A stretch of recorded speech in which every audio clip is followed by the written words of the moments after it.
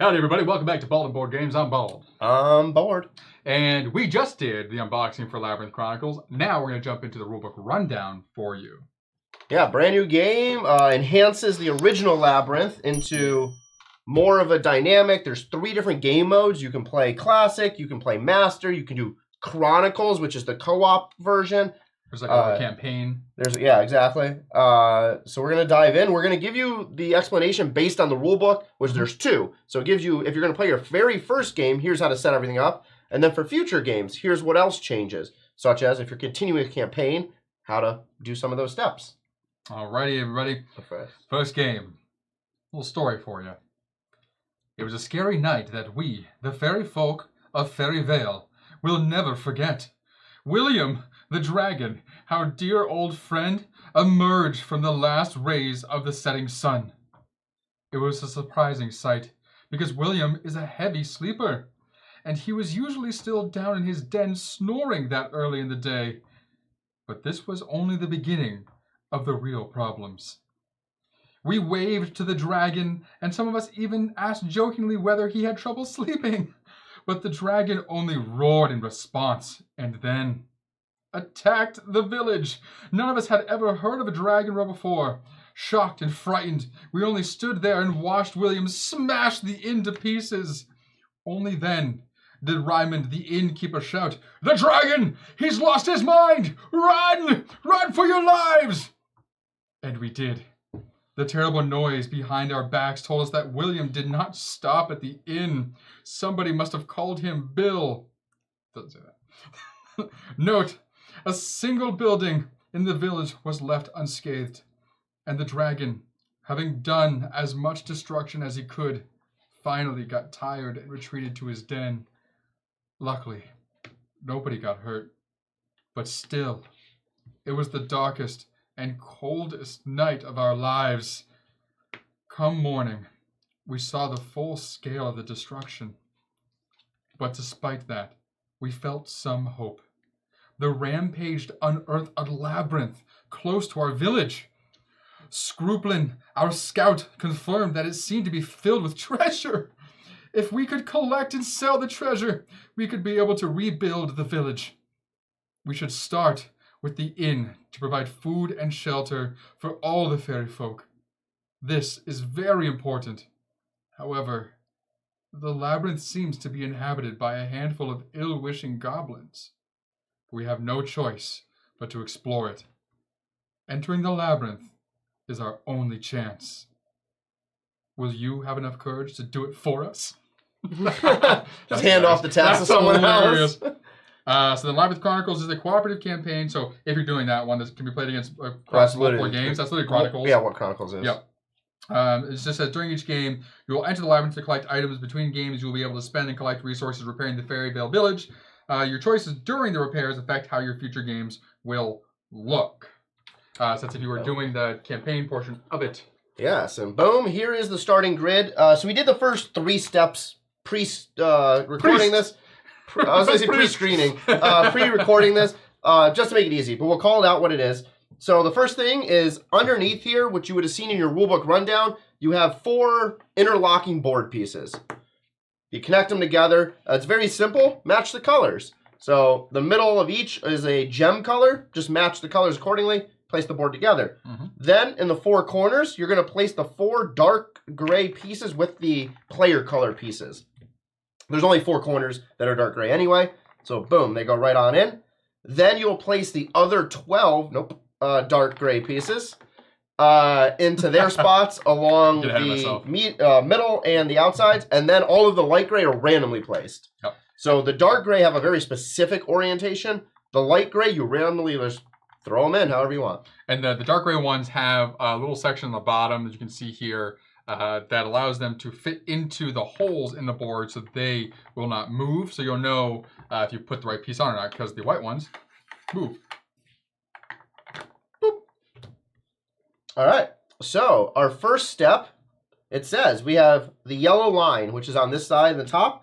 It says move the tiles in the 3 columns with the yellow arrows by 1 space. So it'll push everything out by 1 space. Keep the orientation and how they were pushed out the same. Swap them to this side. Then repeat this for the blue arrows. Okay, so for the blue arrows, what do you count on? This one just right there. There it is. Yeah. Boop. Oh, it's just because we just shifted it, so it wasn't. Oh. There was some that was slightly off, so it wasn't sliding. Okay, Labyrinth adjusted. All right. Next up, we have, and we'll use this view over here, some echo tokens. So you have echoes for all of the colors here. So blue, yellow, purple, pinkish. It was purple there, but it's pink here. And gray. These all go into the token bag. And it says to shuffle them up randomly. Drop one on the board. Randomly place them out onto the game board based on the graphic provided. It is going to be the middle, a 1 on all 4 corners. That's the middle one on all 4 corners. Oh, they meant like. No, middle. I was looking at the thing on my bed. Oh, you jumped out. I misunderstood what you said. I thought you meant like the middle and on their corners. Oh, no. And then you're going to make a diamond to connect them all across.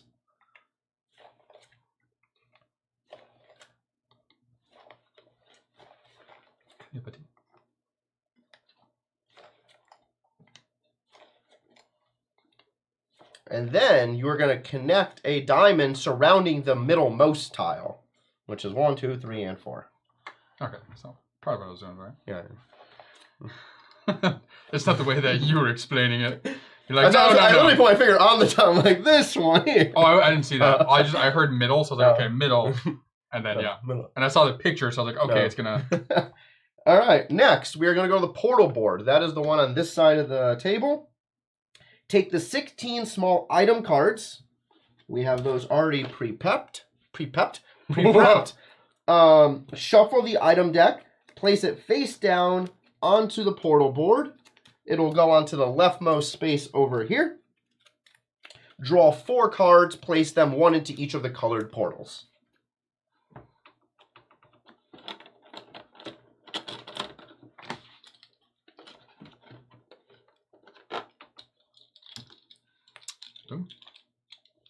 Okay, we now have 4 portal miniatures or things. Place each portal model on the tile with the echo token corresponding to its location. Remove those echo tiles back into the game board. Yellow, red first, and I got purple here. Okay. Boom. Oh, inside away. Oh, that's why, because it's slightly sticking out. There we go. Red is here. If it leans, you can push it down and then gets it in. What are you? Oh, you're right here in front of me. Nice. Okay, these 4 tiles will go back into the bag. Okay. There is a little fun. This person named Janik in the middle here that just gives you some like tidbits of information. It's not actual setup rules, but it'll be like, hey, this is why we did this. So it said for like organizing the columns, it helps you continuously randomize it. That's why it had you push all of them around. Yeah, why not? So next up, we have the Goblin board over on the right-hand side here. Place the Goblin board next to the Labyrinth. Place the 4 Goblin miniatures around the campfire of the Goblin board. It's fun. It reminds me of, what was it? Ludus Magnus. The Scholar one. I don't remember. Too many games. Where you put like the little tiny scholars out of the bag. You could like, there's the card game one where you had like the little cubes you're collecting on the board. Dungeonology. Oh, Dungeon. Oh, that one. Yes. Okay, so yeah, that was like the builder. You had to build the dungeon out, different levels and everything. Yeah. Take the event cards from behind the event divider. Shuffle them and place them onto the board on the question mark space. I'm assuming this space will be discards after the event has been triggered. Each player now chooses a character and places it before them. If you are playing with less than 4 players, leave the others in the box. Okay. Yep. I love that red is always like the warrior person too, because this is my person. Can't be this person. Why? It's not my vibe. I need this one. Which one were you? I could. That would be my second vibe. The blue? Oh no, I was gonna grab purple, which is a sorceress. I love being a sorceress, but a huntress. There you go. Is more my vibe. There is, as we'll go right down to your middle view there. Yeah. There is a little card that comes with it that says who you are. Would you like to? I'm Roger the Knight. There's a story here. Roger the Knight traverses the world alone. Never in his life has he made any friends, and he has lost the hope he ever will. The reason is obvious. Instead of a real head, Roger has a burning pot, which effectively frightens away anyone who comes nearer. Still, his heart is as hot as the flames in the pot, so Roger has fearlessly decided to help the unfortunate village Fairyvale. Perhaps he will join ranks with the adventurers venturing into the labyrinth. And I am Demetrius, the hunter, the huntress. Demetrius has never been fond of her nickname, even though she knew the forest inside and out. She never wanted to hunt and hurt living creatures. Quite the contrary, she has always helped them whenever she could. So when the news about the disaster in Fairyvale broke out, she reached her decision immediately. Nothing could stop her from entering the labyrinth and helping out the poor fairy folk. Not even the fact that she recently adopted a small, sweet, and slightly clumsy piglet. Nice. That's funny. The last steps are each player receives a help card. So we have, I don't know, I'm going to turn the view back already. So we have a nice card, icons, great iconography, has a picture, says what it is, and then the help side goes over the 2 phases and endgame. So very nice and concise. Cool. We will have 2 dice that are just sitting over here available.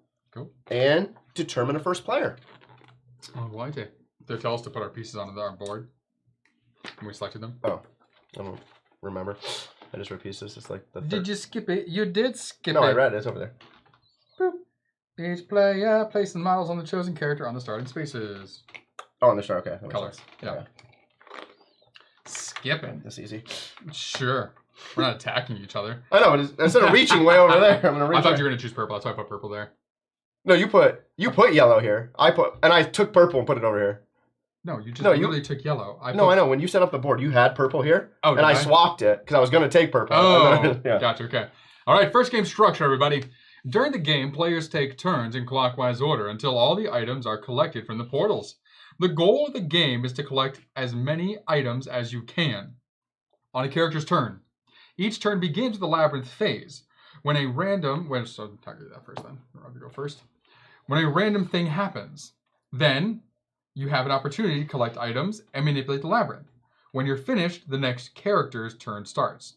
So number 1, labyrinth phase. Roll 1 labyrinth die. Damn, it's barely in front of you. Roll 1 labyrinth die and resolve the corresponding effect. I rolled a question mark. Perfect, that's the first thing that goes over. Question mark is draw and resolve the top card of the event deck. Then, depending on its icon, either... Let's see what its icon is. Icon is a little book with an arrow. You can show it is place on the bottom of the event deck symbol. You gotta go to the actual board. Yeah, there we go. Go back to the board. Boom. Yep. So this is the symbol that says place it on the bottom of the event deck. So we'll read off this though. So here comes the mess. Move all 3 columns with purple arrows, which are on Nick's side of the board. Yep. 1 space. Place the pushed out tiles on the other side, orientated in the same way they were pushed out. So you resolve that, and then you put it onto the bottom of the deck. The other one would have been shuffle it into the event deck. So we go like this. Yep, so all these get pushed forward that way. This just slides in there. And this slides in there. And this slides in there. And whenever that happens, it says keep the orientation the same. So you do so. Okay, if we got one of the goblin colors, there are 4 matching our colors. Activate a goblin looter. So to activate a goblin looter, when you have an active goblin looter, place 1 goblin looter on the tile with the portal of the color specified by the die or event card. If a goblin looter is already there, it collects the item from the portal instead and returns it to the campfire. If the portal of a specified color is no longer present in the labyrinth, so there's fewer than 4 items remaining, use the next available color on the portal board. So portal board's over here, so it goes yellow, then red, then purple, then blue, and then loops back around to yellow all the way through. All right. So activate Goblin Looter. So when you have an active, so it's only if you have an active Goblin Looter, which right now that means these will be out on the board as a Goblin Yeah, Looter. so right now we don't have any goblins out on the board right now. That would be active. Okay. And that is it for the event portion of it. It's literally going to be one of those two things, a question mark or an event's flipped, or you activate a Goblin Looter. And that's literally the Labyrinth phase. That's the whole That phase. is the whole Labyrinthian phase. All right, so now we have the action phase. Perform up to one move action and up to one shift action in any order. So the move action is moving your character along the labyrinth path. All tiles connected with open edges form a path. So if you end your move on a tile with any portal, collect the corresponding item from the portal board. If you end your move on a tile with any Goblin Looter, knock that goblin out, return the goblin to the campfire, and collect the item. Characters, echoes, portals, and Goblin Looters don't block character movement. You may freely move through them or end your move on tiles with them. So right now, you're locked into that corner. You can move any number, so you can move right here. Yep, so I can move here, here, or here. Yep. So I'm going to go here on top of this marker. And I could go way up here. I think this shifted up, bother me. Get down there. You pop the other side up. No. Some of these are tighter than others. There we go. So I could go way up here and collect this. I could go over here and collect this. So I probably would look to see what's on this board, which isn't going to be any of these because they're with the portals. Yep. Yep. So I probably would go here and get this one because it's cornered, which I assume would be difficult, but it's not my turn, so I can't do so. Yep, I went to this one. I don't know what's going to happen, but I'm on it now. You're on it. All right. So it just says you collect it. So you just take it. Oh. Over there. If a goblin was on the board, I could freely move through the goblin to collect the loot, or I could stop on the space with the goblin, which then punches it and gets rid of it. If board was over here with me, again, I could move through board to get to the loot. I cannot punch board. Oh. Yeah. Push that down too. Doesn't notice them. Doesn't matter. Alrighty. Shift. Take the labyrinth tile that is outside the board and slide it into the labyrinth, rotating it any way you want along any movable column. Marked with colored arrows. So you can put it in anywhere. And you can does it say you have to do move then shift or shift? It doesn't matter. It's in any order. So you can move. So I moved here. Yep. We'll go back to the zoom in view. Boom. So I moved there. I picked up the tile. Now I am going to shift this in this direction right here. It slides this one out. But now I have movability for future turns. You do. Unless someone decides to screw me. Noted. Keep that a little bit away so we can actually push these out. There we go. Oh, yeah. Because you just knocked it Yep, down. yep. I was like, oh, that makes sense. So slide a new tile in the labyrinth, push another tile out the other side, transferring all components located on the pushed out tile to the newly added tile. So if this tile was pushed out on the end, It had something on it. this would go to whatever tile just got put in place, which is a great way to... So all the tiles always stay in the active play area. Yeah, there's never anything chilling out here. Yeah. Okay, and yeah, you can do those in any order. What do you say? Janik says, during your turn, you can either move your character, shift the labyrinth, move then shift, shift then move. Do nothing, but it's not recommended. So you can choose to do nothing. Cool. So whenever you shift the labyrinth, you may even slide the tile in the same column it was pushed out of previously, which differs from the classic labyrinth rules where you had to put it into a different column. So that's saying if you took it, if this came out this side, in the classic, you could not then put it Back here in. or put it back on that side. So in this one, it says doesn't matter. Do whatever Once you it's want. out, put it where you want. Cool. Which is better. Easier to keep track of too. Yeah. Collecting items. The character collects items wherever they end their movement on a tile with a portal, or a portal appears on a tile with a character. The Goblin Looter, so character collects items whenever they end their movement on a tile with a portal. Oh, yeah, no, they said that already. So if my character had ended his turn, let's say I did the slide first, and then I moved here, I would get that item that's on the the item board. card. Sorry, I was thinking about this stuff. No, that's a Got token. it. Yeah. Got it. Cool. Because it says you take that token. Yeah. I think this is just re-clarifying that you're collecting them. I was making sure that. Piles. If you enter your tile on the tile of the portal, collect no, it doesn't say collect that actually. Sorry. Put that back. No, that's Goblin. Oh. Yeah. This So it's because it's an echo, because there's nothing there yet. Which makes sense. So when you move, the only items you're collecting are the ones that are linked to the portals. You're taking those cards. And then maybe the portal moves here. Yeah. So once you do that, you'll probably end up putting another one, and we'll see. Okay. Sorry about that. Goblin looters collect items whenever they are activated while occupying a tile with a portal.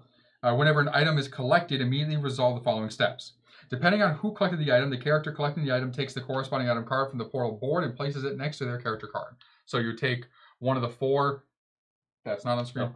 Oh, it is. One of the 4 from over here, and you put it with your character card. There is a spot that says items on there below your card. Yep. If the goblin collected the item, takes the corresponding item from the portal board, it places it under the looted item space on the goblin board and returns itself. Oh, that's what this is here. This is looted items. Hence the item picture. Yes. Makes sense. And returns itself next to the campfire. So it goes back to the campfire with the item. Then after that, draw a new item card and place it on the portal board in the available space. If there are no more cards in the item deck, place the portal model on the portal board and nothing more happens. Okay. If the last item in the labyrinth was just collected, the game immediately ends. Oh, okay. So as soon as this item deck runs out and you hit the portals enough times to clear them all out, end game. Yep. Very simple. Exactly. And you don't shift these at all, so you just literally just fill in. It's like you took Fill in the one, gap. that comes out, and new one goes in the gap. And that'd be complicated to shift around. Yeah. And then we have, sorry, I lost my space. Place the portal model on the tile with the echo corresponding to the drawn item card. Makes sense. And then return the echo token to the bag. Cool. Tenex says, if you can't reach the portal, it's usually wise to end your movement on a tile with an echo token. There's always a chance that the next portal will appear there, and if it does, you'll collect the item immediately. Cool. I recommend reading the example on the next page. Otherwise, you're ready to actually play. Try collecting as many items as possible. Start playing. Yeah, I don't think we need the example. So, example, we don't need. We just went through the example right there for you. But then we have end of the first game. So, congratulations, you finished your first Labyrinth Chronicles game. So you're going to sum up the collected items of all players. Each is worth 1 crystal. Take the corresponding number of crystals from the supply and place them into... Right here. Boom, boom, boom, boom. Into the... there's a slot in the supply that has a treasure chest. I don't just go now. Yep. Okay. Boom. So we have this, and then right here is the little awesomely created storage tray. So we have 1 crystals and we have 5s. So you'll take, let's say we earn 6, take 6, boom, put them right there into the unlocked area. And those can be spent between the games throughout the campaign. Just saying, note, if you have fewer than 10 crystals after your first game, gain up to 10 crystals now as you will need them during the campaign setup. Okay, that's fine. So this so I love that this is a tutorial, really, not the campaign first game. Yeah, okay. So it's like, it's telling you how to play. It's like, hey, go through, play it, and now it's like, okay, now I get to the end of the game. Here's... what you're going to need at the start of your campaign. So if you didn't we get will, 10, in the chapters for this video, you've already reached this point by reading it, but the chapters will be called, we'll call it like a intro tutorial setup, and then in a moment we'll go over a full game setup and show you what changes. Yeah.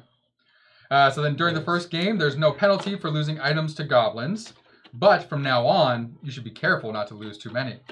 Return all cards to their corresponding decks, remove models from the labyrinth. Now that you know how to play Labyrinth Chronicles, you're ready to start the campaign. It says read script 1 below. We're not going to do that. We'll let you read the script below, which is the story to the start of the campaign. And then after you read the script, it says proceed to the campaign setup on the next page. Yes. All right. So that is everything they provide for this quote-unquote tutorial.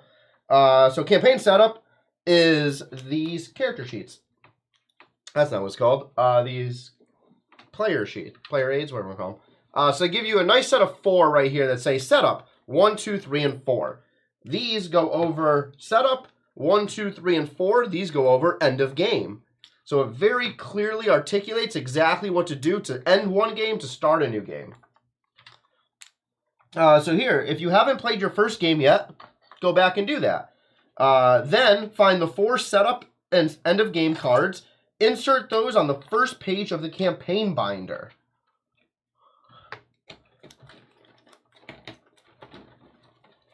So we have this cool campaign binder. So it's very cool they have you like put it together to begin with. Yep. Which is actually a lot of fun. So insert those in the first 4 slots, I said. So setup number 1. And then end of game sheets, 1, 2, 3, 4, will go in the last 4.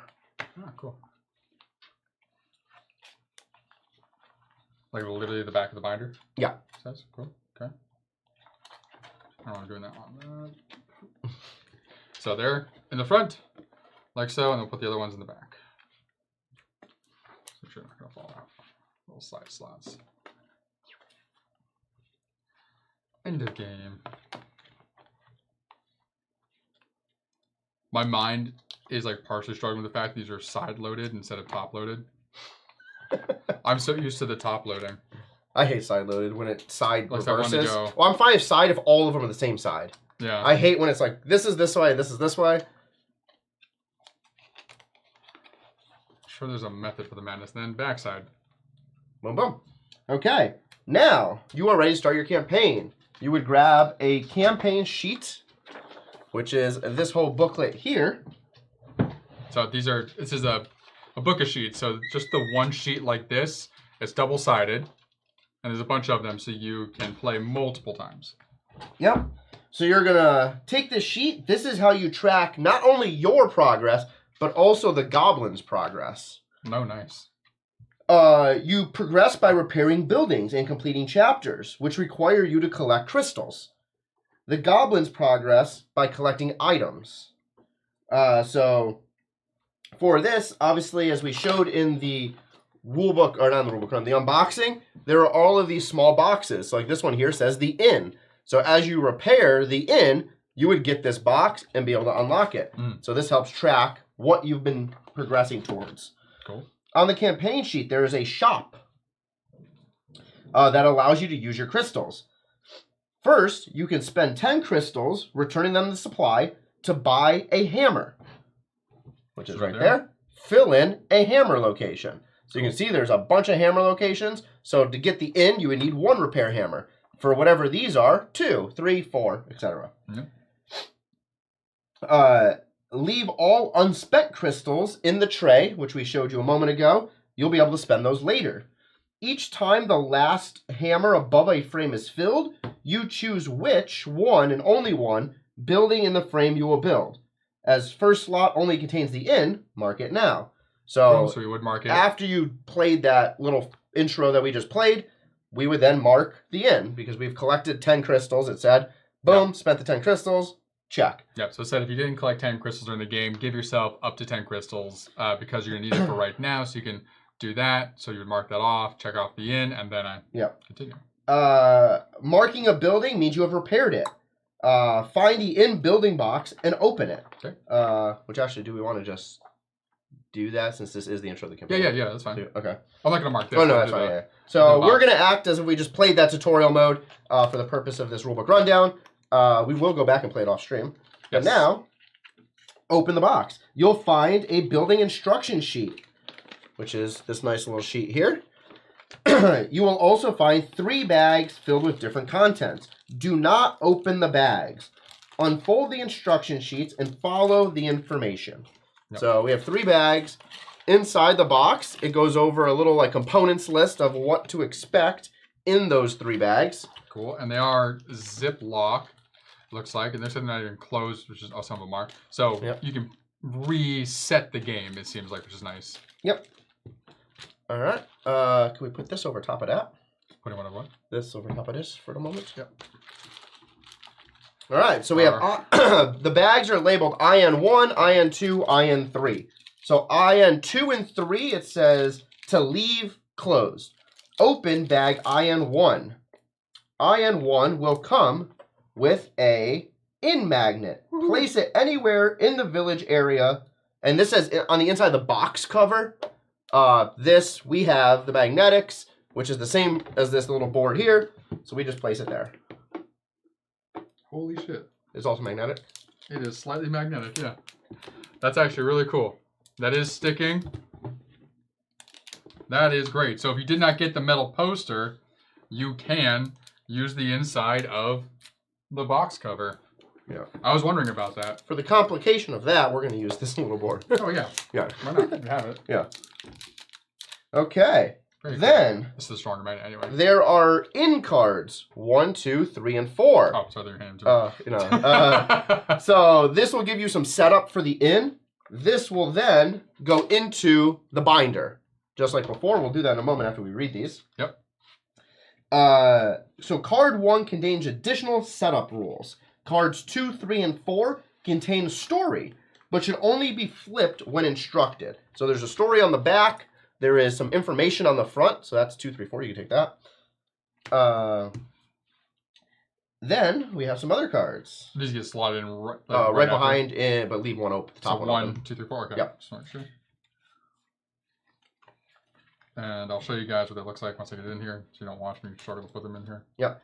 While he's doing that, the last card, so the card 1, it says additional setup. Each player takes 1 haste skill. So in that bag, IN1, there were 4 skill cards, 1 for each color. You would each get a haste card. So red, we have playing. Nice. Yellow, we have playing. I would get 1. Blue and purple technically have unlocked haste. It says to place these 2 cards behind the unlocked skills divider. Okay, somebody else came in to play with you. Exactly. So here's, that was of course the first page on the back side here. Left 1 open. We have 2, 3, 4. There you go. And that goes in. Oh, that just told us to get the stuff. The haste card, yep. Got it. So then we'll slide homeboy in. You're going to keep that binder out. Yep. Next, we have 3, which I like this, how this will change as the game progresses as you get more and more buildings. You have 3 quest cards. So we have quest 5, 6, and 7. These say, Trinket Hunt. Check this quest when you have collected 15 items. We have Goblin Chase. Check this quest whenever you use the haste skill to knock out a goblin looter. And there's 2 checks required. Cool. And then Wandering Portals. Check this quest whenever you, not an event, but you independently, shift a portal to the other side of the labyrinth. And we have little check marks that would go on top. That is 5, 6, and 7 on the next page. Cool. Read those aloud. Check. Done.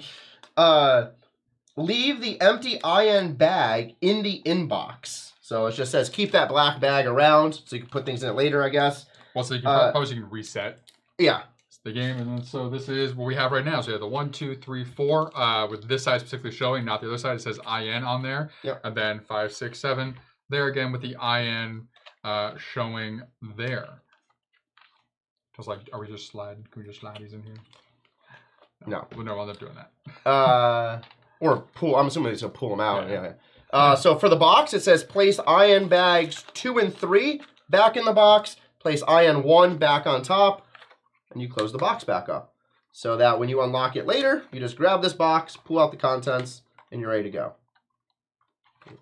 There's something that I will do during the game. The final stage is flip the In Village card, number 2, in the campaign binder and read it. We will not do that right now, but that is going to start the story for the next part of the campaign. We'll show you, that would be this one here that has the thing that looks like a little cinnamon swirl on it. You would flip it over and read it. Yep. And then on this, again, this little sheet on the back.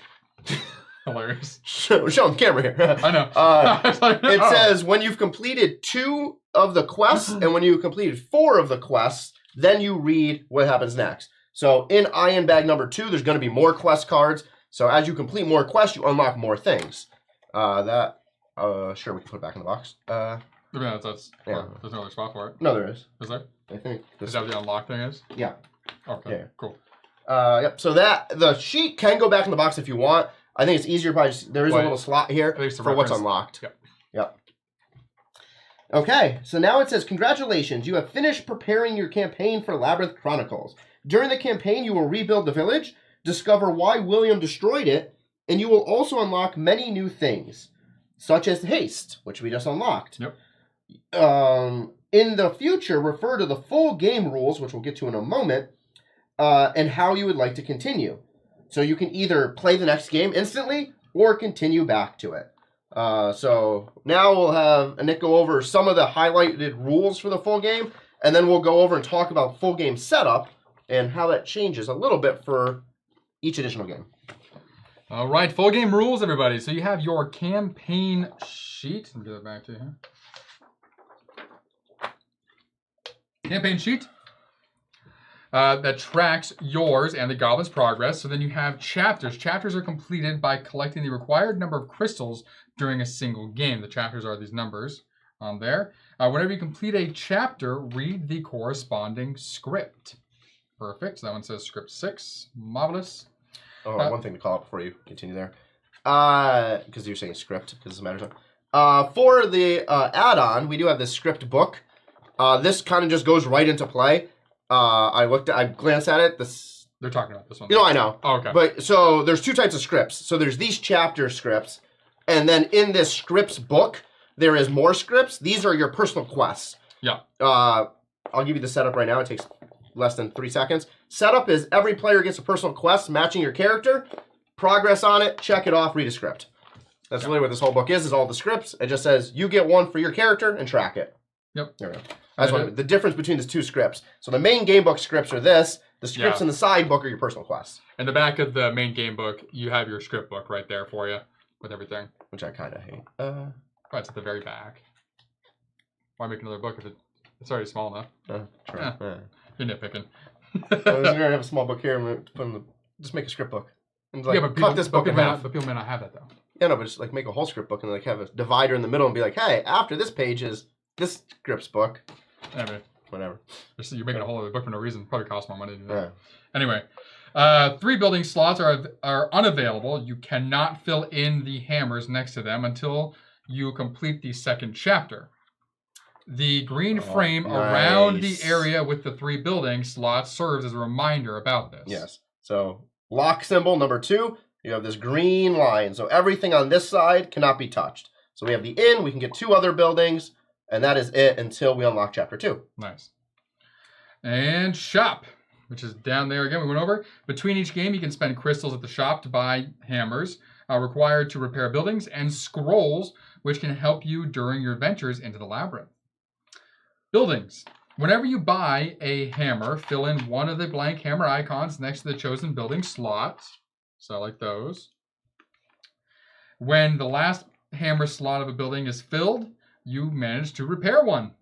Choose one of the unrepaired buildings listed by that slot, mark it, and open its box. So I'm assuming we get to write in here which one we want to go after, or it'll tell us when we work on the end. Oh, these are different. What? These are different. I wonder what that was. Oh, they are different. This one's you know what the difference is going to be? That is, we get to decide. This one is predetermined. So here it says, okay, here are your 3 options. Here are your options over there. And then the other book, which is kind of nice, is like fully choose your own adventure. You could just write in what you want to go after and just do it. Yeah, so everything we've gone over so far is the same. The difference is you have your options here. So when you fill in 2 of these, you get to check one of these that you want to put there. And of course, if you build our house here, you're not going to build our house over here. And it looks like... Oh, and there's you're not going to be able to build every house either. No, yeah. So you can build 2 of these 3, and then like 2 of those 4, and then something else down there. Cool. At least on this version. Yeah, over there, if you want to build a school first, maybe you can. Yeah. All right. Okay. So you may look at the building boxes and read each of the descriptions before you decide which one you wish to repair. Do not open them so you don't spoil their content. So there's a description on the back of each box. Like the inn says, the inn stays open for all thirsty, hungry, and needy. And its owner, Raymond, is a gnome. He is always ready to treat you to his unique magical pies. Hey, it's pie day. According to a local legend, not only do they taste better, but they also make you swifter. Hence, we open that. We got haste by eating his pie. Then it says, no, at the bottom, you won't be able to open all boxes during a single campaign playthrough, which I love. I love that you can't get to all of them. I like the make a choice. You're going to go without this thing for the rest of the game. I also like that you don't know going into it, other than that very generic description, what's going to be in the box. Yeah. So you're like, oh, our house is first. Should we go after that? Well, maybe. We don't know if what one's better than the other. Yeah, so what's really great, so you play this one time. This is where we're going to debate the whole time. Like, what building do we go after? Probably, but you go through one time and experience most of the buildings. Then you go through a second time. You can choose to purposefully experience the buildings you haven't experienced yet. And then you go through a third time, you can really just craft like, hey, these are the best buildings to get right now for this thing, and blah, blah, blah, and blah, blah, blah. Let's have that over there, too. Yeah, I was just saying up here. Oh, yeah. Because these are double-sided. Yeah, front and back, yeah. So it allows you to go through like 10 times just with these papers. Yeah. So the goblin track, which is around the outside of the board. The goblins progress on their track whenever they steal items from the labyrinth. Oh, that's brutal. After a game, for each item that the goblins have collected, cross out one space on the goblin track. Sometimes this may cause you to lose crystals or read a script.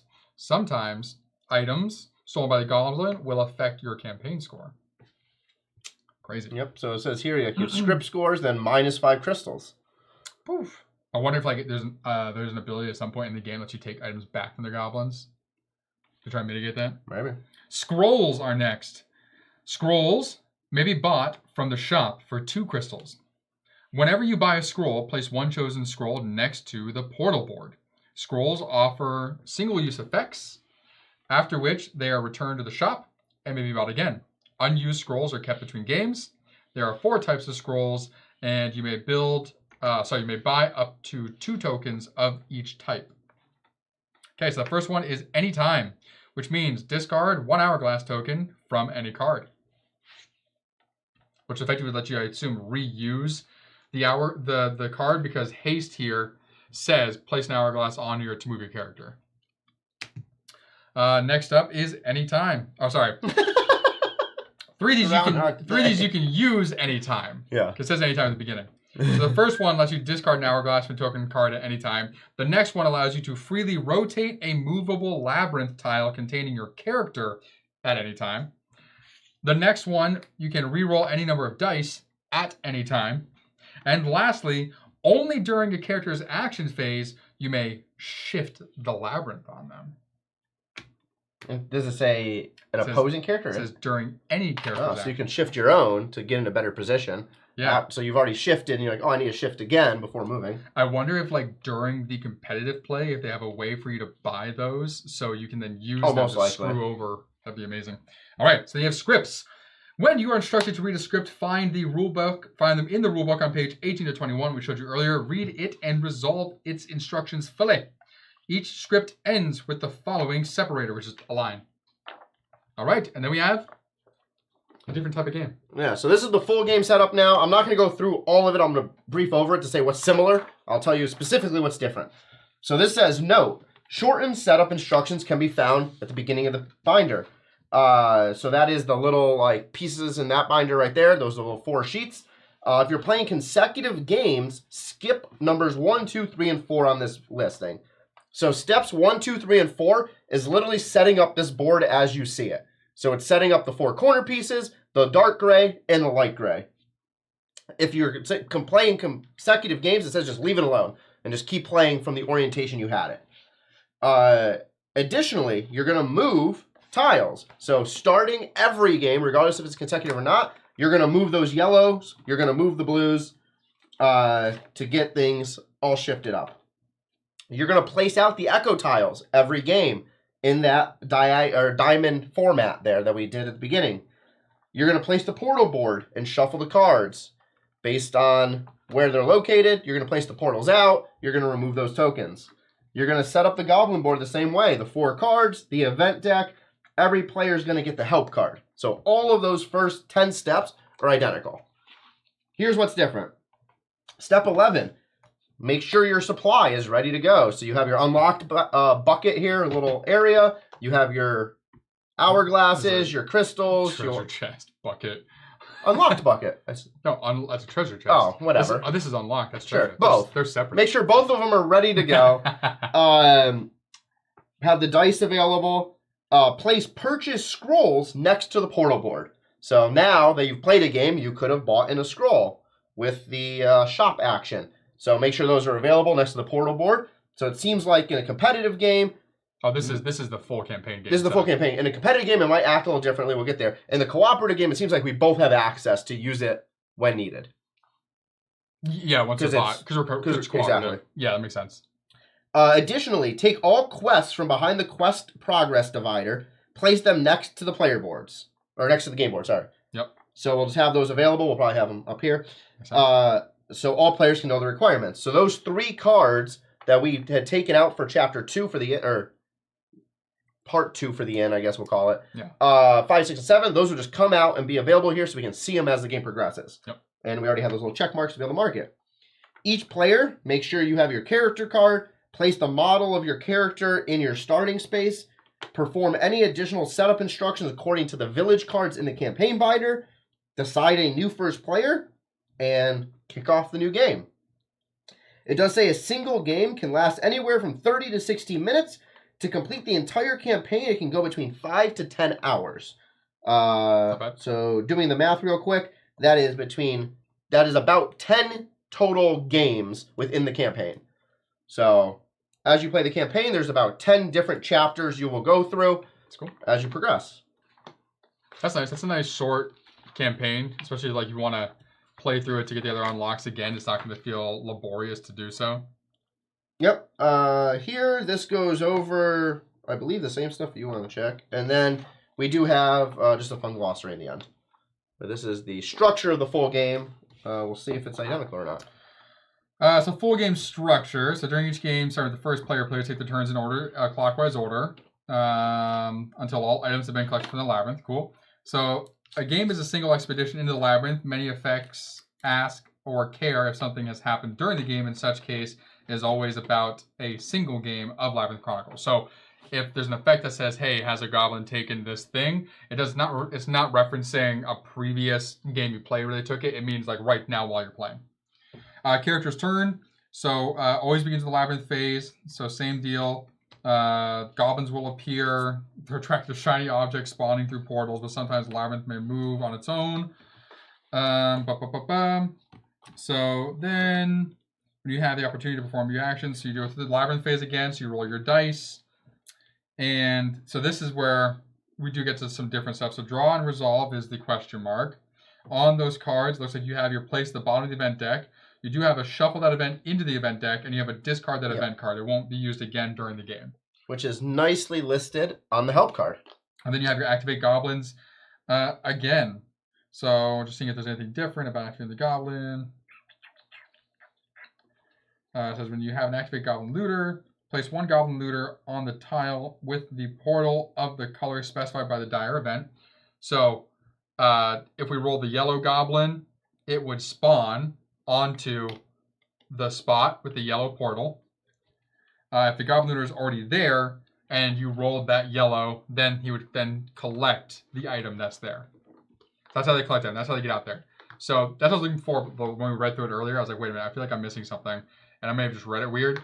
But so yeah, when you roll this the first time, if you get a yellow goblin, he goes to where the yellow portal is to start. That makes sense. And then if he's not defeated by the time a yellow goblin is rolled again, he collects the item and brings it back. Okay. So he starts there, doesn't grab it initially. Exactly. So you have a chance to get it. Well, that's not good for Nick rolling the dice. It's going to roll the same symbol. Yellow's going to be a 1. And it's just going to be yellow, yellow, yellow. This thing has 4 ones on there. Yeah. Somehow you're going to find the same spot every time. It's going to be whichever one's most detrimental each time. It's going to just keep changing on us. Nick roll the hell out of it. So that's the same. Moving's the same. Any order you can move or shift. Bonus actions. Characters may use their skills and effects if allowed by their timing restrictions. So this says movement rules. You may move across any number of tiles along the path. All tiles connected are open. Goblin doors don't block. If you end on a portal, collect the item immediately. End with a goblin, knock it out, yes. It says some skills and effects state that they can be used during a move. To use such an effect, stop your character on a tile, fully resolve the effect, and then continue your move. Okay, so you can do it mid-move essentially. So if he had pick an item up mid-move and say the item was here, he can move, pick the item up, and then continue whatever move he was doing after that. Some effects. Good example here, based on this setup, is, let's go to the super zoomed in view, is let's say I had the scroll available that allowed me to slide. So that one extra slide, I could go here, do that slide, move all of these tiles this way, continue moving, and then boom, now I'm on the portal. Mm-hmm. So it allows you just to combo in a fun way, be like, ooh, I can do this, and then continue, and boom, got something. It specifically says anytime. Yep. Some effects are applied when you enter a tile. Apply those effects immediately when your character reaches that tile. These effects don't end your character's move. So enter does not mean stop on. Enter means literally enter the tile. Then starting movement on a tile does not count as entering a tile. So if something spawns into your place and it says upon entering that tile, do yada yada, if you're already there, it does not count as you entering the tile. Like literally enter the tile. That's what they're trying to say. Timing and effects. So skills, fairy folk, and scroll effects have different timing restrictions. So during your action phase, these effects can be used at any time. You could perform an action, meaning before or after other actions, but not during an action. So maybe the scroll can't be used then in that way. Oh, anytime. Sorry, never mind. During a character's action phase, these effects can be used. So if it says during an action phase, that's what it means, before or after your action. If it says during a character's action phase, the effects can be used anytime any character, including yours, could perform the action, meaning before or after other actions, but not during the action. So if it says during the action phase, either yours or another person's, it means before or after an action's been done. During your move, effects can be used anytime during your move. Pause it momentarily. Anytime, it says anytime, these effects can be used whenever you want, even interrupting your other actions, pausing them momentarily. So, like we just went over with the move action, blah, blah. Collecting items. So collecting items is the most important part of the game. Characters collect items whenever they end their movement on a tile or portal. Tile with a portal. Portal appears on the tile with a character, or in effect tells a character to collect items. Oh, that's good to know. So if you're on a spot already with one of those echoes, then a portal appears there, you just automatically click the item. I wrote that, said that on the other side too. That's right, I did. Goblin looters collect items whenever they are activated while they already occupy that tile. Whenever an item is collected, immediately resolve the following. So characters collect the items, put the new one back out, and then you put the portal where the new item is. Goblins take the item back to the campground, and then after you do either of those, you draw a new item card, place the portal where the item is. So say there's no more cards in the item deck, place the portal model on the portal board, and nothing more happens. Essentially, they will just serve as spawn points for the goblins at that point. Moving the portal model to a tile with a corresponding echo token. Yep, did that. Put the echo token back in the back. Cool. Then it has the end of the game. So then when the last item is collected, the game ends. And then you go through, discard checkmark tokens from all uncompleted quests. You may try to complete them during future games. Flip all completed quests and discarding the checkmark tokens and insert them into the campaign binder next to the village cards from the same building. So essentially where they're on the other side. Okay. Oh, so this is also what gives you here. Just, Sorry, I thought you were showing the quest things. No, yeah, so where those quest cards are in there, you essentially will put them back in face up, or you'll flip these face down if you completed them. Just purchase the wrong cards. Check to see if you meet the requirements found in the village cards 3 to 4 in the campaign binder. If you do, follow their instruction in any order after resolving all requirements. Required village cards 3 to 4. So, A, leave any empty bags in the respective building boxes. B, leave the building instruction sheet in the envelope on page 23 of the rulebook. That's the back of that rulebook that's in front of you. The very back page. That is where this goes. There's also a thing in here that works, so either spot. Yeah, we'll put it in there. Yeah. That way in case that's something else.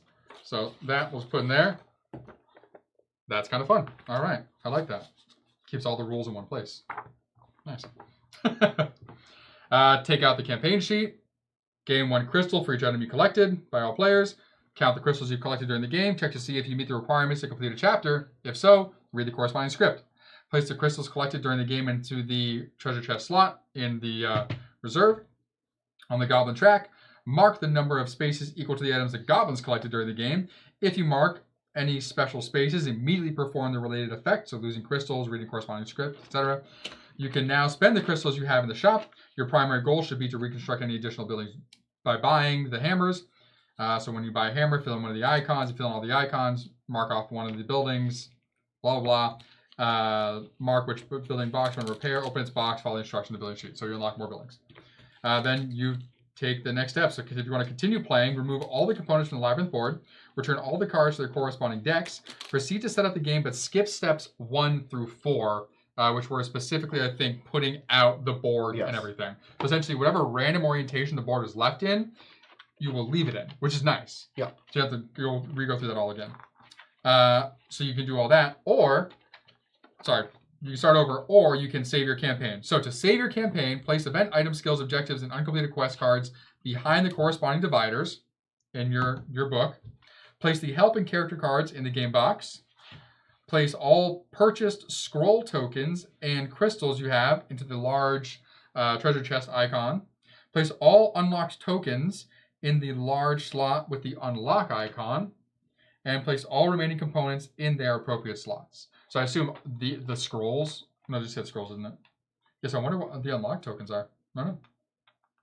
That's cool. So there's going to be some tokens that we unlock. Probably in the boxes. Yeah, that'll end up going into the unlock slot. That's kind of fun. That's saving the game, and then it's just a glossary at the end that goes through a bunch of stuff. And that is the campaign. Yeah, so that is Labyrinth Chronicles by name. So the Chronicles is that cooperative campaign mode, which is everything that's in that rulebook there. Again, you have that really beneficial help card that goes through the icons and that setup. So everything that was explained by Nick for turn setup, for Labyrinth phase, action phase, it highlights there. Yep. But we have 2 other chapters for you in this video, which is the other 2 game modes.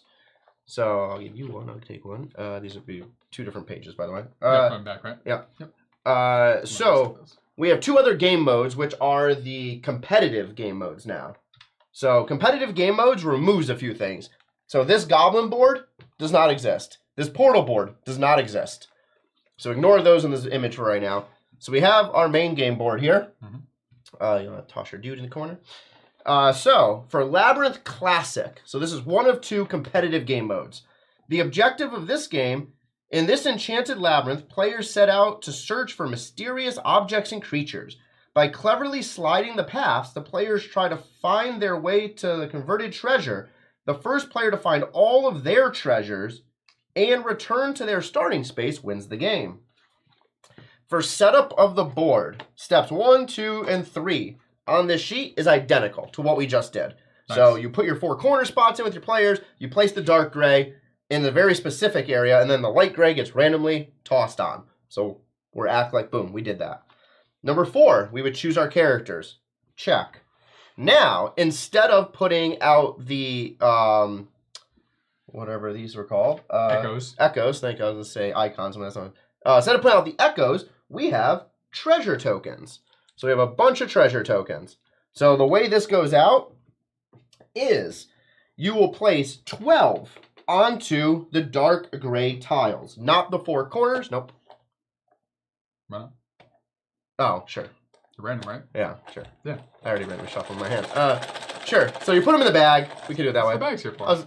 Yeah, okay. So you just pitched earlier that you could see what they were on both sides. So you put out 12 into the dark grays that are not the 4 corners. You know what I want to do? I want to find time and like make an animation of our logo, right? Of just like our heads coming in, like not with the ball and board, just the yeah. So when we have a moment where we clash, you can put it on there. True.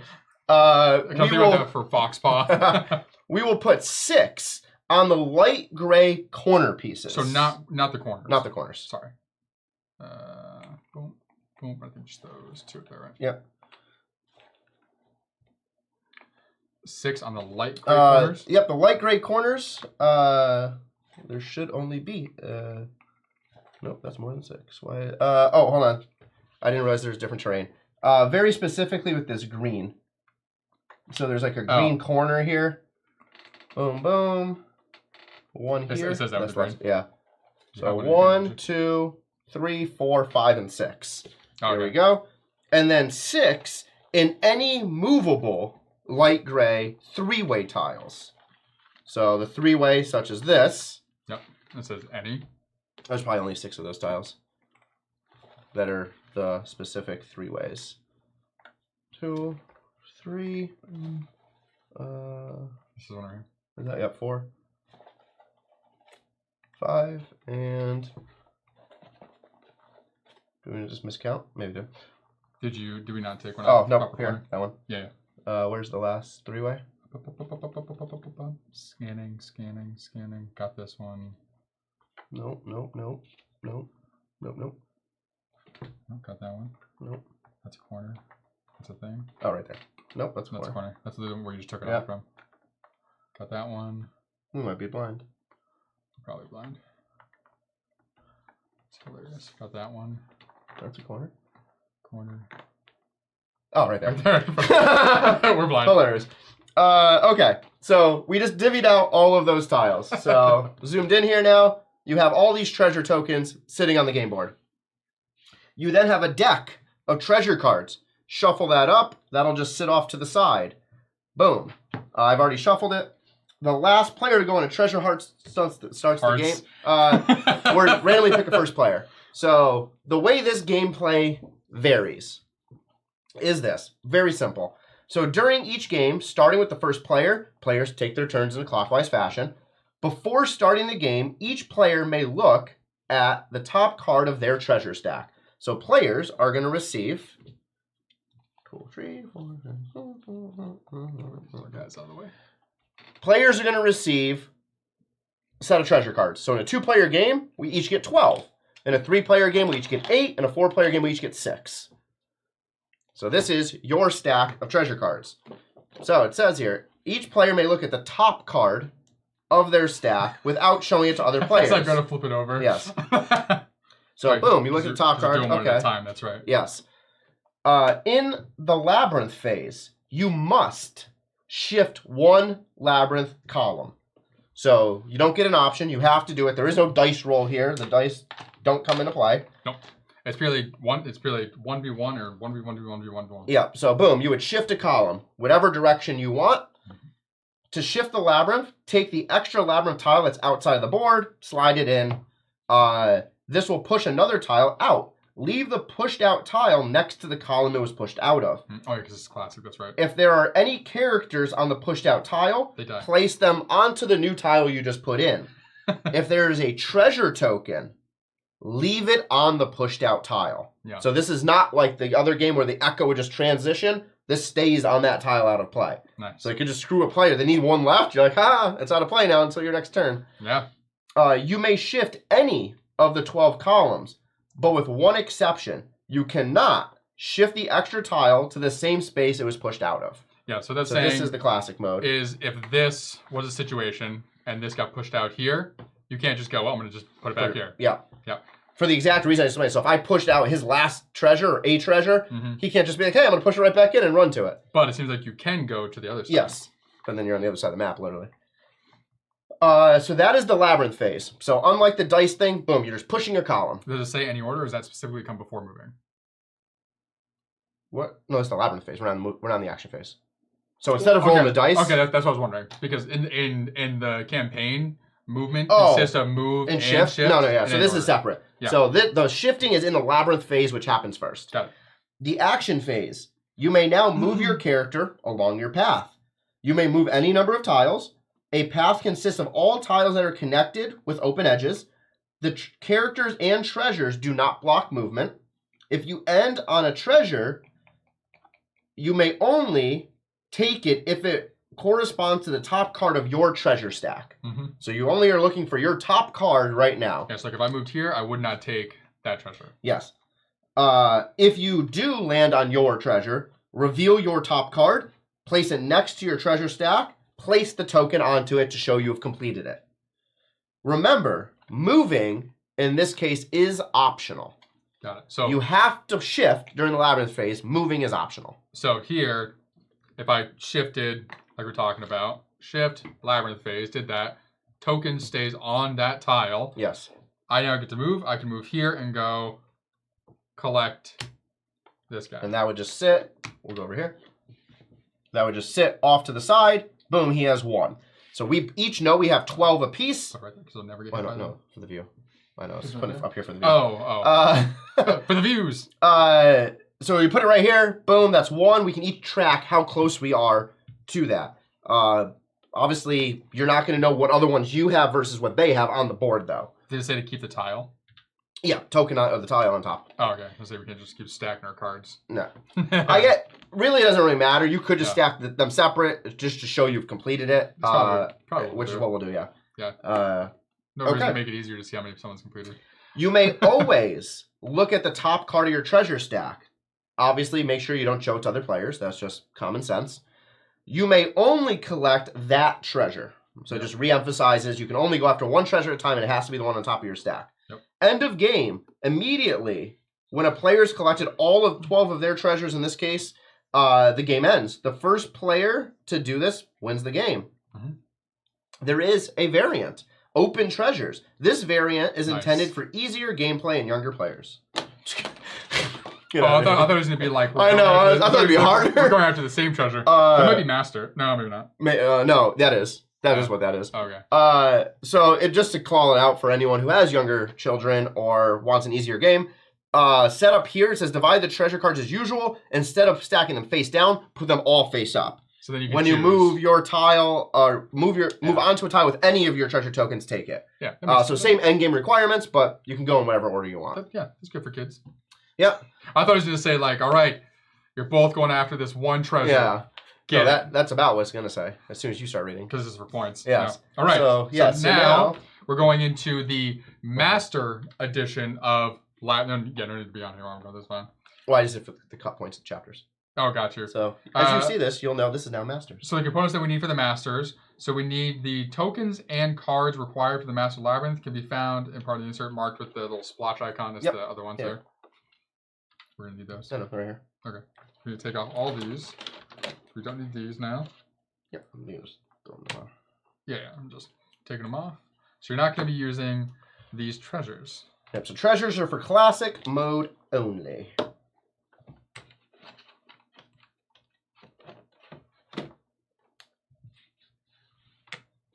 There goes. Okay. So, the annual race for the title of Master Adventurer begins. Grab your secret magic formula and a few magical hourglasses generously gifted by Mathilda. Will you be able to outsmart your opponents and collect the best ingredients? So, the object of the game in the Master Edition says, in this variant, players race to collect the best magical ingredients. Each ingredient has a unique point value, and ingredients can only be collected in ascending order. The player who collects the most points wins the game. That's not what I thought it was. I thought this was we were both chasing the same things. So, wow. They're all there. I lost them all. Nope. Gotta catch them all. Game setup. So assemble the main labyrinth board. Make sure that you form the 4 unicolored arrows at the puzzle connection points like always. Insert the dark gray labyrinth tiles like you normally do. Removable pieces. Orientated. So everything's orientated exactly the same way as normal setup. Now, randomly place 33 light gray, did that. The light grays. Yep. Cool. Done. Each player chooses a character like usual. Places it on their starting space. It's a corresponding color. So all that's the same 1 through 4. So 1 through 4, for regardless of what game you're playing, is the same setup always. Set up the board, put your people down. Yep. Okay, now place all 21 ingredient tokens in the bag. I'm reading it to do it. In the bag. Then randomly place 1 on each of the 21 tiles as in the picture below. All right, so we're going on every single interior one in a square, and then you're making a cross through the center in both row and column. Make sense? Let's see, folks. Yep, perfect. Cool, looks like you got it. All right. So as you continue doing that, then you will shuffle all 21 secret formula cards and randomly deal 1 to each player.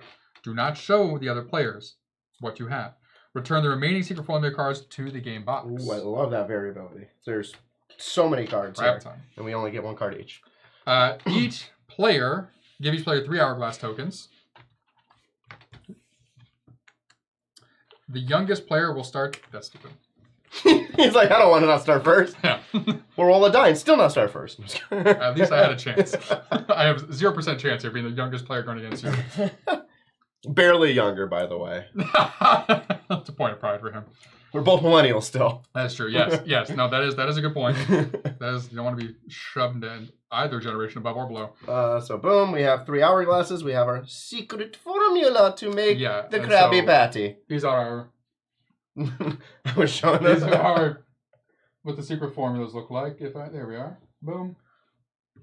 Cool. All right. So gameplay structure. During each game, starting with the first player, the players will play turns clockwise until all ingredients are collected from the labyrinth. Then players sum up their points, and the one with the highest score wins the game and earns the title of Master Adventurer.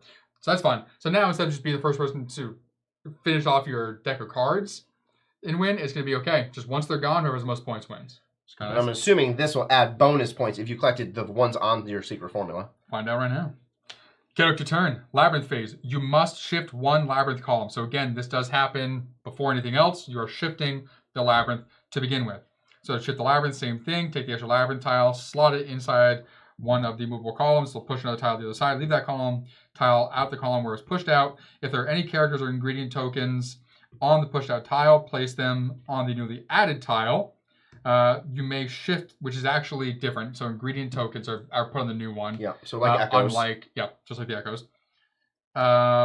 You may shift any of the 12 columns, but with one exception, you can't shift the extra tile in the same place it got pushed out of. So again, you can't put it back in where it came out of.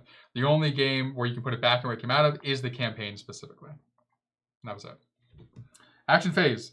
You may, emphasis on may, move your character along a labyrinth path.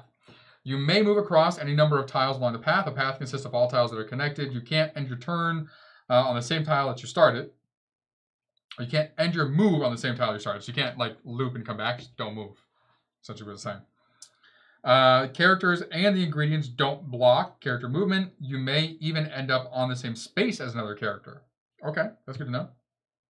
If you end your movement on a tile with an ingredient token and it's the lowest number token still in the labyrinth, you collect it. Oh, nice. We're going 9 ball style. You had to go in order. Mm-hmm. Remember that moving your character is optional. Yeah, so it's not Nailed it. Number 1. It's not your collecting. Like you start, like if I were to grab 9, it's not like, okay, now only I can go higher to 12. It's like, no, I can't even grab 9 until we grab everything lower than 9. Yeah, and the numbers here are 1 through 20 and then number 25. Yeah. I do wish that they had a line underneath the 6. The 6 and 9. Yeah, I mean, it's with the picture on there, it's easy to discern because like the spider hangs upside down. Maybe it's also a 6. No. The garlic is normal. The garlic hangs upside down. Maybe it's a 9. I'm wondering in playtesting if there was a vast difference between 21 versus 25. Like, if that really mattered, those 4 points. There must not have been. No, there has to be. The fact that they skipped 21 and went to 25. No, so that's what I'm saying. When you get up to 20, the 1, 2, 3, and 4 probably didn't have that much of a difference. They probably skipped all those. So that way, there is a big difference. So now when there's only 1 tile left, you're really battling it out for that tile. Oh, it's just yeah. That's what I'm saying. I'm saying the same thing, but worded differently. Oh, I thought you were saying that you thought that 21 like was massively different than 20 and 22. Oh no, I was saying 21 it was different than 25, so that's why they skipped to 25. Gotcha. Yeah. Yes, we're saying the same thing. Yeah. Like usual. Hilarious. Collecting, that's where most of our arguments happen, is like we're saying the same thing but in words that we understand. And they're both looking at each other like, why are you stupid?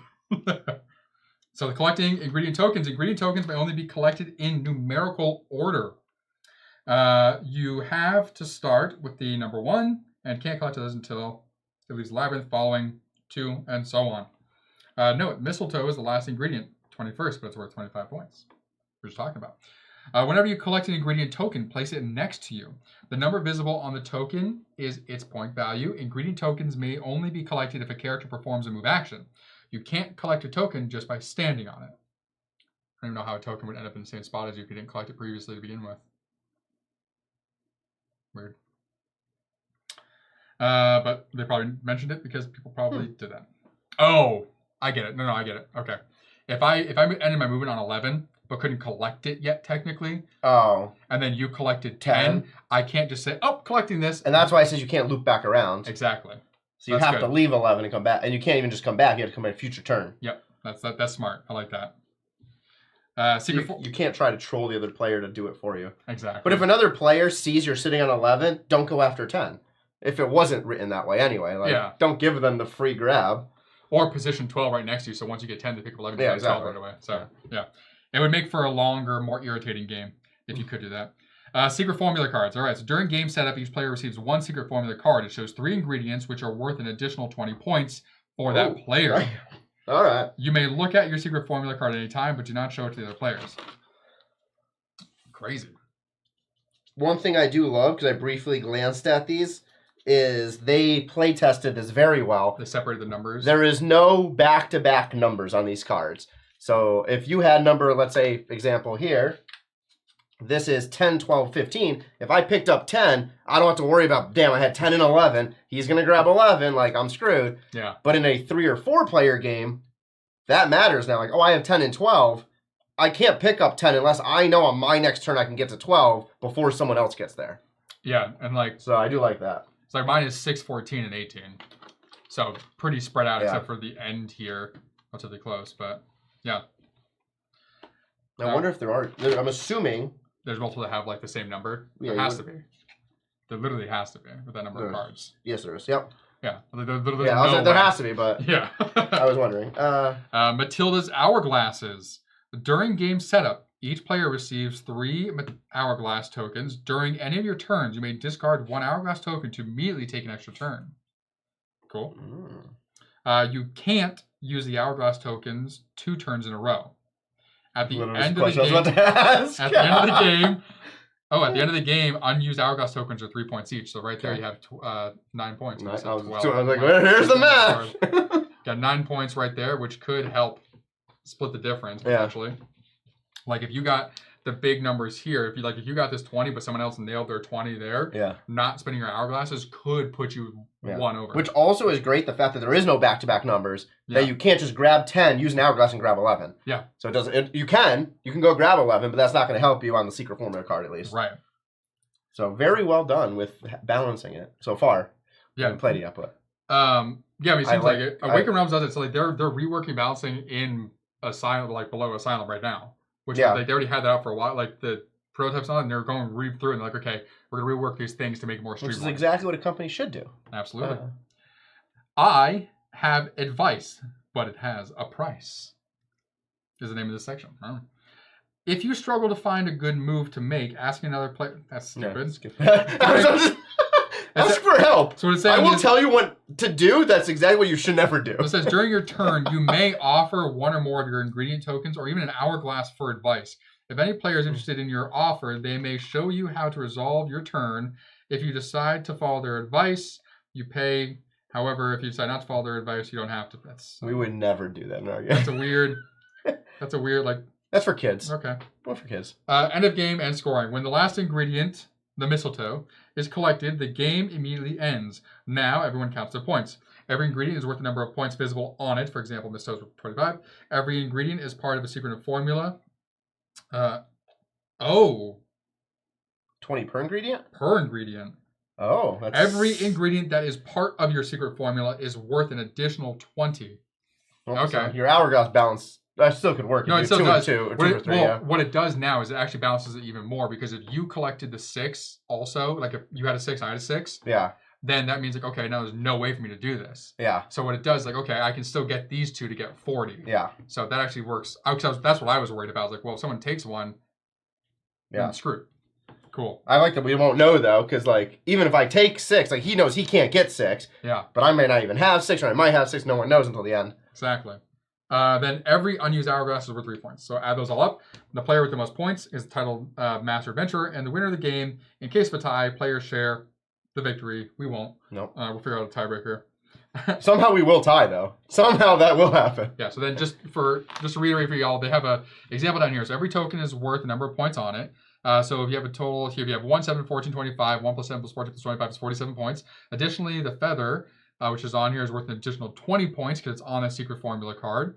And every Hourglass is worth an additional 3, so they ended up doing 47 plus 20 plus 3, so they ended up with 70 points. Yeah. That's fun. I like that. I like the two, like if you want to just do like a competitive game, it gives you 2 different options for the competitive game. Classic is a lot of fun still. You're the first to collect all your treasures. And then this is also fun in that like it's the same game, but a completely different mindset to try and actually get what you want to get. I do like kind of an alternate, which we could just house rule and make a separate game mode, is like kind of similar to, there's like deal out 3 for the treasures for like the classic. Deal out like 3 treasures to start, and those are the only 3 we can go after. And as soon as one of us grabs one, then you deal another treasure card. So like we have our own, and we'll play the classic as classic. But like there could be like a little thing here where you can search for 3, and you're like, okay, grab that one, grab this card. Yeah. Especially like a 4-player game where you you have to go after these. It's just constant public objectives. Yeah. Essentially. Yeah.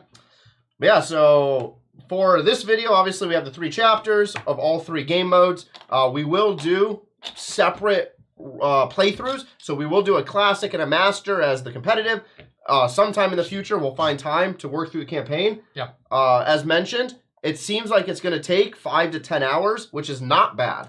No, I mean, we can get that was, in like 2 game sessions. I would say that was literally like a 5. Like we had some Isofarian Guard sessions that were 4 to 5 hours for one session. Yeah. Which is not even a full chapter. That was like part 1 of 5 of a chapter. Exactly. So yeah. So yeah, we can beast this out in like 2 sessions back to back some point here coming this summer. But yeah, first we will get the competitives though. Yeah, we can do this probably even in one video back to back, and we'll just throw in some chapters for you. And then if they play quick enough, then we can try out our idea of the variant as well. And we'll see if we can get 1 to 2 other people on with us, so we can do like an actual like full game of it, so it's not strictly just head to head, which always makes things more interesting. Yeah, we're very excited. It seems like a lot of fun. I like the variability. I'm excited to hop in. Yeah. All right, everyone. Well, thanks for joining us here at Ball and Board Games as we gave you the rulebook rundown for Labyrinth Chronicles by Ravensburger originally and newly by Awaken Realms. I'm Bald. I'm Board. And we will see you in the Labyrinth.